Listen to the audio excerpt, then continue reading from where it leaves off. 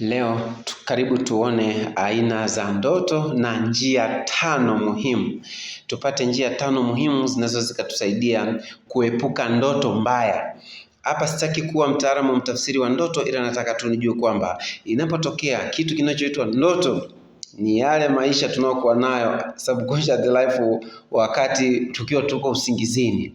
Sasa nataka tujifunze mambo makuu 5 muhimu ambayo yanaweza kutusaidia tukaepuka ndoto mbaya.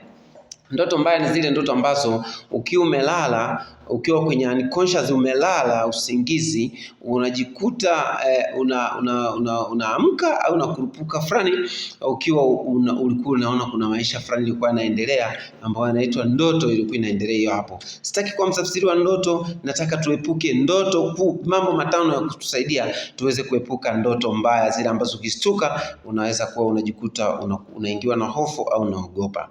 Jambo la kwanza kabisa, epuka msongo wa mawazo. Msongo wa mawazo unapelekea ndoto kuwa mbaya. Kwa maana hiyo, kama kunakuwa na kitu ambacho kina stretch kwa kichwa chako, una mambo mengi hayana majibu mazuri, hayana majibu ya kutosheleza, jambo linakusumbua, na ukiwa umekaa nalo muda mrefu, basi litakupelekea msongo wa mawazo ambao msongo unaweza kupelekea ukiwa umelala utajikuta unaota ndoto mbaya zinazokutisha na kukutia hofu katika maisha. Jambo la pili, kula mlo mwepesi wakati wa usiku.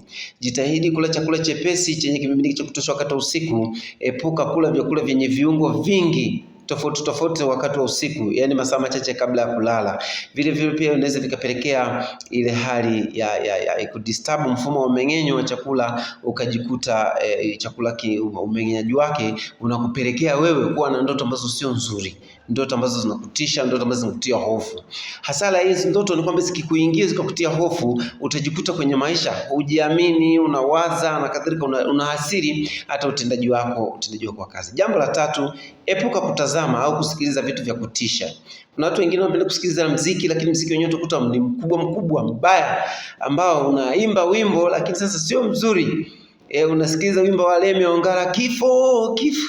Sipigi udebe vibaya wimbo wa mtu, lakini mnisamehe. Ila najaribu kwamba usiweke wimbo ambao unakufanya utafsiri, alafu unapowaza unakuwa unakutisha.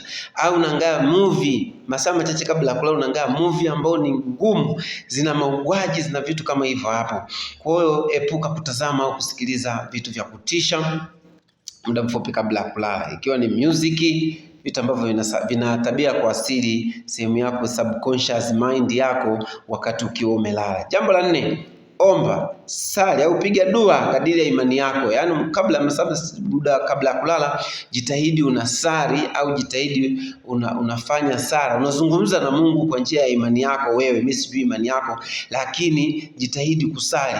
Kwa wale wenye imani za Kikristo na Kiislamu na zingine ambazo zina mfumo ambao ni fomo, basi wanasoma maandiko. Soma maandiko ya kiimani yale, ya tafasiri, ya tafakari kidogo, zeni upate kulala, utajikuta unaepuka kuota ndoto zile ambazo zinakutisha na kusababisha ushindwe kutenda kazi zako baada ya kuamka au asubuhi.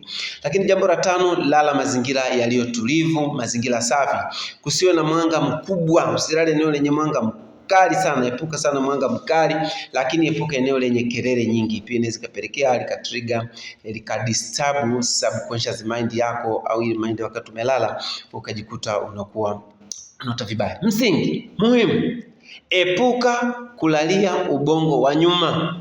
Wataalamu wanaita visual cortex. Usilalie eneo hili la ubongo, kwa sababu ni eneo la ubongo ambao kazi yake kubwa ni kutafsiri kila unachokitazama kwenye macho yako. Ule ubongo una maajabu kidogo. Ubongo unapotizama macho yako haya, ule ubongo una pande zote mbili, una left and right, kulia na kushoto. Jicho la kushoto linaona vitu vingi sana.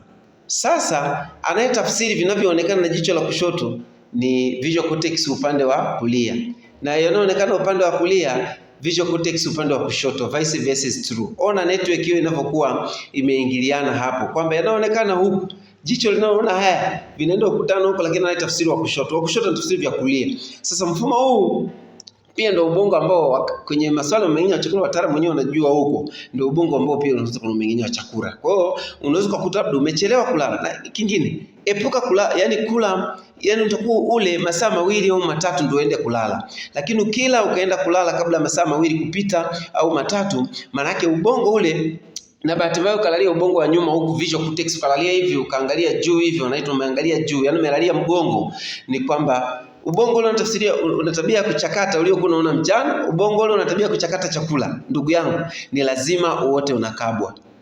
Wakabaji wapo, pengine mimi sitaki kuingilia huko, lakini kwa vyovyote tafiti zinatuonyesha kwamba ukilalia ubongo ule una tabia kwamba ile subconscious system yake inaenda kuwa inaharibika zaidi, utakuta unaota ndoto mbaya kidogo. Kwa hiyo jitahidi, ukiota vizuri hakuna tatizo, wewe mwenyewe shahidi, lakini ukiota ndoto mbaya mara nyingi utapata hofu siku nzima, na ikiwezekana pengine usiwe vizuri katika majukumu yako.